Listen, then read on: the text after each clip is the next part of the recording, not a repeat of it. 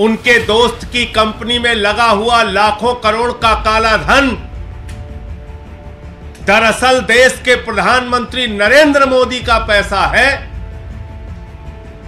उसी दिन मैंने अरविंद जी से कह दिया था, अरविंद जी अगला नंबर अब आपका होगा।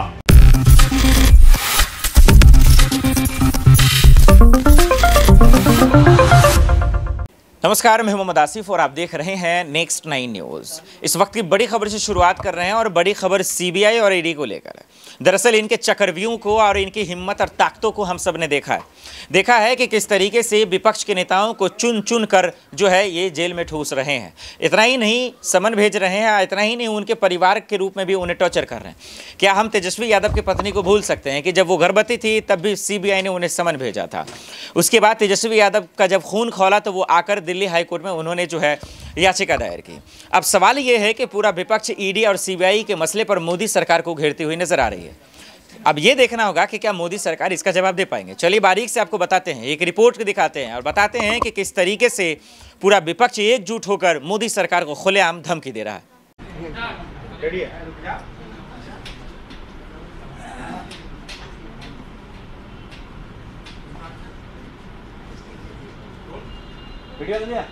शुरू करें। सभी पत्रकार बंधुओं को नमस्कार। जिस दिन दिल्ली की विधानसभा में दिल्ली के मुख्यमंत्री अरविंद केजरीवाल जी ने कहा था कि देश के प्रधानमंत्री नरेंद्र मोदी जी के दोस्त, उनके दोस्त की कंपनी में लगा हुआ लाखों करोड़ का काला धन दरअसल देश के प्रधानमंत्री नरेंद्र मोदी का पैसा है। उसी दिन मैंने अरविंद जी से कह दिया था, अरविंद जी अगला नंबर अब आपका होगा। ये लोग सारी जतन करेंगे प्रधानमंत्री के भ्रष्टाचार को दबाने के लिए, क्योंकि अरविंद जी ने सिलसिलेवार तरीके से, बहुत ही कन्विंसिंग तरीके से एक एक चीज परत दर परत करके दिल्ली की विधानसभा में देश को यह समझाने का प्रयास किया था कि ये जो सारा भ्रष्टाचार का लाखों करोड़ का काला धन मोदी जी के दोस्त की कंपनी में लगा है, ये मोदी जी का पैसा है, ये मोदी जी के भ्रष्टाचार का पैसा है, लाखों करोड़। और उसी दिन से दिल्ली के मुख्यमंत्री के खिलाफ, अरविंद जी के खिलाफ मोदी जी ने यह साजिश रचना शुरू कर दिया और आज सीबीआई का सम्मन आ गया। केजरीवाल को सीबीआई का सम्मन भेज रहे हैं। मैं आपको बताना चाहता हूं प्रधानमंत्री जी, आपकी सरकार और आप सर से लेकर पांव तक भ्रष्टाचार में डूबे हुए हैं और अरविंद केजरीवाल जी की लड़ाई ये सीबीआई का सम्मन भेजने से रुकेगी नहीं। देश के सामने आपके काले कारनामों को उजागर करने का काम अरविंद जी ने, जिसकी शुरुआत दिल्ली की विधानसभा से की है, वो जारी रहेगी, रुकेगी नहीं। पूरे देश में वो अभियान जारी रहेगा। 16 तारीख को अरविंद केजरीवाल को गिरफ्तार करने की, अरविंद केजरीवाल को जेल में डालने की, अरविंद केजरीवाल के खिलाफ ये बड़ी कार्रवाई करने की जो साजिश आपने रची है, इस साजिश से, इस कार्रवाई से, इस अभियान से अरविंद केजरीवाल की आवाज रुकने वाली नहीं है। यह देश के एक एक घर में आवाज पहुंचेगी, यह देश के एक एक गांव में आवाज पहुंचेगी, एक एक गली मोहल्ले में आवाज पहुंचेगी कि आपने लाखों करोड़ रुपए का काला धन अपने दोस्त की कंपनी में लगाया है और मिलकर भ्रष्टाचार किया है। इसलिए ये आम आदमी पार्टी है, ये अरविंद केजरीवाल है, जिस अरविंद केजरीवाल ने पूरे देश को एक शिक्षा का मॉडल दिया, स्वास्थ्य का मॉडल दिया, बिजली पानी का मॉडल दिया, दिल्ली की जनता के लिए दिन रात परिश्रम किया, काम किया, देश के लोगों के लिए अपने इनकम टैक्स के कमिश्नर की नौकरी को लात मार के देश और समाज की सेवा करने का संकल्प लेके आगे बढ़े, वो अरविंद केजरीवाल है जिन्होंने 13 दिन का अनशन रख के भ्रष्टाचार के खिलाफ लड़ाई लड़ने का काम किया। तो आपकी इस एक नोटिस से अरविंद केजरीवाल की लड़ाई, भ्रष्टाचार के खिलाफ उनकी मुहिम रुकने वाली नहीं है। आपके दोस्त के साथ मिलकर जो आपने लाखों करोड़ का घोटाला किया है,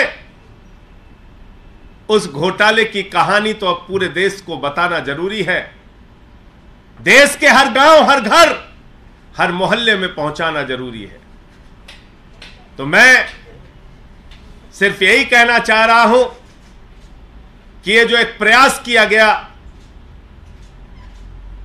दिल्ली की विधानसभा में अरविंद केजरीवाल जी के भाषण के बाद यह नोटिस से धमकाने का जो प्रयास किया गया है, यह गिरफ्तारी की जो साजिश रची गई है, इससे ना अरविंद केजरीवाल, ना आम आदमी पार्टी, ना आम आदमी पार्टी का एक भी नेता, ना एक भी कार्यकर्ता न झुकने वाले हैं, न डरने वाले हैं।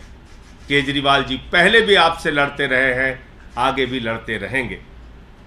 आपके कोई प्रश्न हो आप पूछ सकते हैं।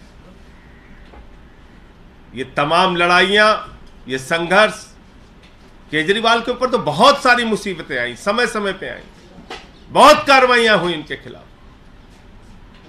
कभी सीबीआई का छापा दफ्तर पे मार दिया, कभी मंत्रियों को गिरफ्तार किया, कभी विधायकों को गिरफ्तार किया। न दिल्ली की जनता का काम रोका, न भ्रष्टाचार के खिलाफ लड़ाई रोकी, और ये लड़ाई जारी रहेगी। क्या मुख्यमंत्री जांच में शामिल होंगे? पूछताछ के लिए जाएंगे उस दिन? जाएंगे 16 तारीख। देखिए, ऐसा है कि नोटिस अभी मिली है और 16 तारीख को अरविंद केजरीवाल जी जाएंगे। लेकिन मैंने जैसा आपको कहा कि भ्रष्टाचार के खिलाफ उनकी लड़ाई, नरेंद्र मोदी जी ने जो महाघोटाला किया है अपने दोस्त की कंपनी में लाखों करोड़ रुपए का काला धन लगा के, उस लड़ाई को कोई अब रोक नहीं पाएगा। ये चाहे जितनी नोटिस की धमकी, गिरफ्तारी की धमकी, चाहे जो कुछ भी कर ले, लेकिन अब देश के सामने इस महाभ्रष्ट सरकार के, महाभ्रष्ट प्रधानमंत्री का सच बताने की मुहिम जारी रहेगी। सर, आप लोगों ने बहुत सारे इश्यूज उठाए हैं बीजेपी के अगेंस्ट में। कौन सा मुद्दा ऐसा था जिसके कारण आपको लगता है अरविंद केजरीवाल जी को? मोदी के दोस्त की कंपनी में मोदी का लाखों करोड़ का काला धन, यही तो बोला था दिल्ली की विधानसभा में अरविंद जी ने। और उसी दिन मैंने कह दिया था, अरविंद जी, ये आपने जो सच उजागर किया है, ये सच बर्दाश्त नहीं कर पाएंगे प्रधानमंत्री जी। ये सच उनको बर्दाश्त नहीं होगा। मैंने तो पिछले 3 दिनों से बताया किस तरीके से ईडी की पूरी झूठी कार्रवाई चल रही है। आज अरविंद केजरीवाल को नोटिस आ गया, तो क्यों आया? क्योंकि बहुत सारी चीजें परत दर परत करके उन्होंने विधानसभा में जो भाषण दिया था, उसमें समझाया था, बताया था कि सारा का सारा काला धन नरेंद्र मोदी का पैसा है, नरेंद्र मोदी का। मोदी की दोस्त की कंपनी में लगा हुआ लाखों करोड़ का काला धन ये किसी और का नहीं है, नरेंद्र मोदी का पैसा है, नरेंद्र मोदी का। अपनी राजनीतिक सत्ता को बचाए रखने के लिए अपनी आर्थिक सत्ता भी नरेंद्र मोदी जी ने खड़ी की है। तो यही मामला है, और क्या मामला है? अब सवाल यह है, आपने ये रिपोर्ट तो देख लिया, लेकिन सवाल यह है कि क्या मोदी सरकार को कोई फर्क पड़ेगा? देखिए, जहां तक मेरी जानकारी में है और मेरी खबर में है, मुझे लगता है कि मोदी सरकार को कोई फर्क पड़ता नजर नहीं आएगा। इसलिए क्योंकि मोदी जी ने खुद सीबीआई की तारीफ की, अमित शाह जी ने खुद ईडी सीबीआई की तारीफ की कि एजेंसियां अपने काम कर रही हैं, इसलिए ज़्यादा विचलित होने की ज़रूरत नहीं है। इन सब के बावजूद दर्शकों, कर्नाटक में हमने बीजेपी एमएलए के घोटालों को देखा, हमने करोड़ों के घोटाले देखा, हमने 40 लाख के कैश का कारनामों को देखा।